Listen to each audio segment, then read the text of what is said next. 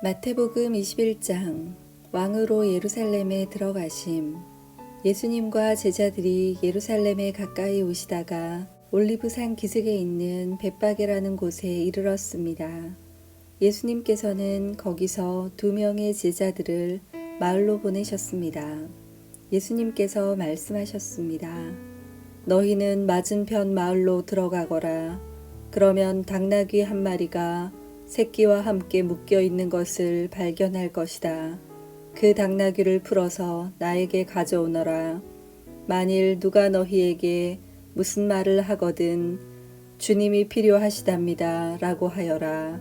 그러면 즉시 내어줄 것이다. 이것은 예언자가 말한 것을 이루려고 하신 것이었습니다. 시온의 딸에게 말하여라. 보아라, 내 왕이 내게로 오신다. 그는 겸손하여 당나귀를 탔는데 어린 당나귀 곧 나귀 새끼를 타고 오신다. 2 제자들이 가서 예수님께서 지시하신 그대로 했습니다. 그들은 당나귀와 그 새끼를 데리고 와서 그 등에 자기들의 옷을 깔았습니다. 예수님께서는 그 위에 앉으셨습니다. 수많은 사람들이 자기 옷을 벗어 길에 깔았고 나뭇가지를 잘라 똑같이 했습니다. 예수님의 앞뒤에서 따라가던 사람들이 소리쳤습니다. 다윗의 아들에게 호산나, 주님의 이름으로 오시는 분이 복되도다. 높은 곳에서 호산나. 예수님께서 예루살렘으로 들어가셨을 때 온 도시는 흥분으로 가득 찼습니다. 사람들이 물었습니다. 이 사람이 누구냐? 사람들이 대답했습니다. 이 사람은 갈릴리 나사렛 출신의 예수라는 예언자입니다. 성전을 깨끗게 하심.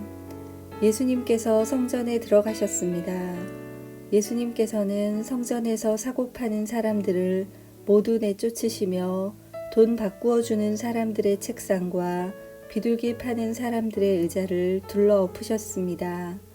그리고 사람들에게 말씀하셨습니다. 내 집은 기도하는 집이라 불릴 것이다 라고 성경에 기록되어 있는데 너희는 오히려 강도들의 소굴로 바꾸어 버렸다. 성전에서 보지 못하는 사람들과 다리를 저는 사람들이 예수님께 오자 예수님께서는 그들을 고쳐주셨습니다. 대제사장들과 율법학자들이 예수님께서 하신 여러 가지 놀라운 일들과 다윗의 자손에게 호산나 라고 외치는 아이들을 보았습니다. 그들은 매우 화가 났습니다. 그래서 예수님께 말했습니다. 이 어린이들이 말하는 것이 들립니까? 예수님께서 대답하셨습니다. 그렇다. 너희는 성경에서 읽지 못하였느냐? 어린이와 젖먹이들의 입으로 찬양을 준비하셨다. 예수님께서 그곳을 떠나 베단이라는 마을로 가셔서 거기서 밤을 보내셨습니다. 말라버린 무화과 나무. 아침이 되어 예수님께서 예루살렘으로 돌아오실 때 몹시 시장하셨습니다. 마침 길 옆에 있는 무화과 나무 한 그루를 보시고 나무 곁으로 다가가셨습니다. 그러나 그 나무에는 잎사귀만 있을 뿐 열매는 보이지 않았습니다. 예수님께서 그 나무를 향해 말씀하셨습니다. 다시는 내가 열매를 맺지 못할 것이다. 그러자 즉시 나무가 말라버렸습니다. 이것을 본 제자들이 놀라서 물었습니다. 어떻게 무화과 나무가 그렇게 빨리 말라버렸습니까? 예수님께서 제자들에게 대답하셨습니다. 내가 너희에게 진정으로 말한다.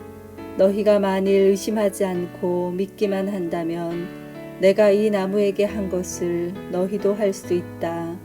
그뿐 아니라 이 산더러 산아 들려서 바다에 떨어져라 하고 말하면 이것 역시 그대로 될 것이다.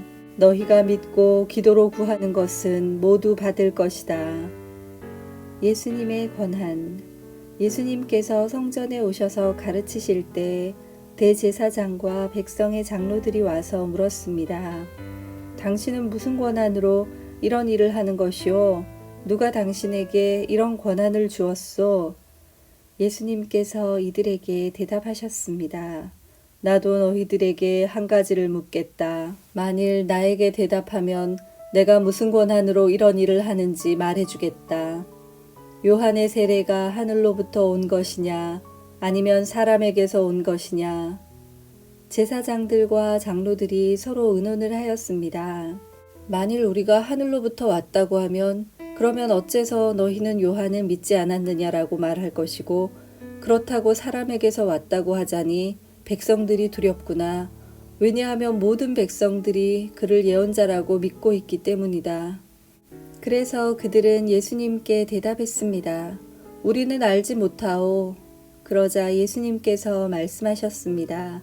그러면 나도 너희에게 내가 어떤 권한으로 이런 일들을 하는지 말하지 않겠다. 아버지의 뜻대로 한 아들. 너희는 어떻게 생각하느냐?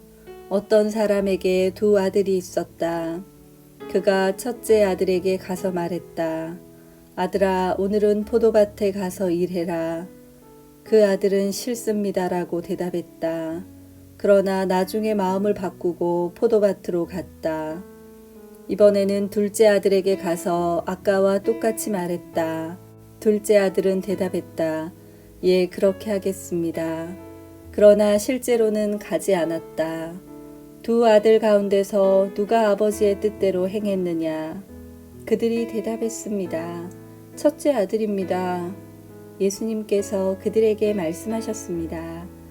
내가 너희에게 진정으로 말한다.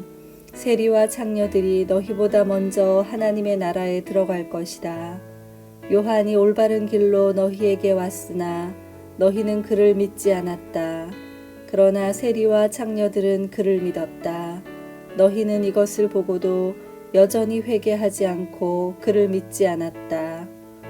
포도밭 소작농의 비유. 다른 비유도 잘 들어보아라. 어떤 밭 주인이 있었다.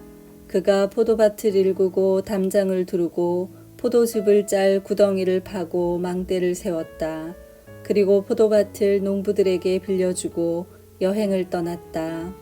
추수할 때가 다가오자 주인은 농부들에게 종을 보내어 자기 몫의 수확을 받아오게 했다. 그러나 농부들은 그 종을 잡아서 하나는 때리고 하나는 죽이고 또 하나는 돌로 쳐 죽였다. 그 주인은 처음보다 더 많은 종들을 그들에게 보냈다.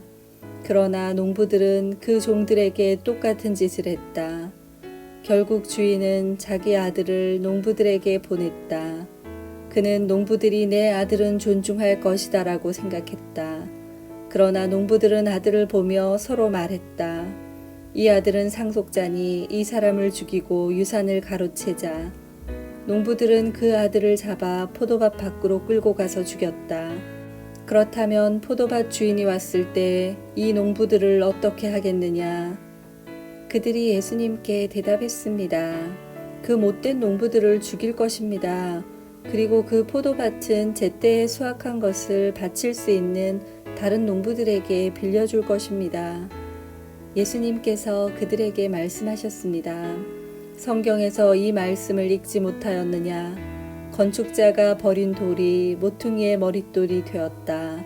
이것은 주님께서 하신 일이니 우리 눈에 놀라운 일이다. 그러므로 내가 너희에게 말한다. 하나님께서는 하나님의 나라를 너희에게서 빼앗아 열매를 맺는 민족에게 주실 것이다. 이 돌 위에 떨어진 사람은 깨어질 것이며 또한 이 돌이 사람 위에 떨어지면 그는 산산조각이 날 것이다. 대제사장들과 바리새파 사람들은 예수님의 이 비유를 듣고 자신들을 두고 하시는 말씀이란 것을 알았습니다. 그들은 예수님을 체포하고 싶었지만 사람들이 두려웠습니다. 왜냐하면 사람들은 예수님을 예언자로 생각하고 있었기 때문입니다. 아멘.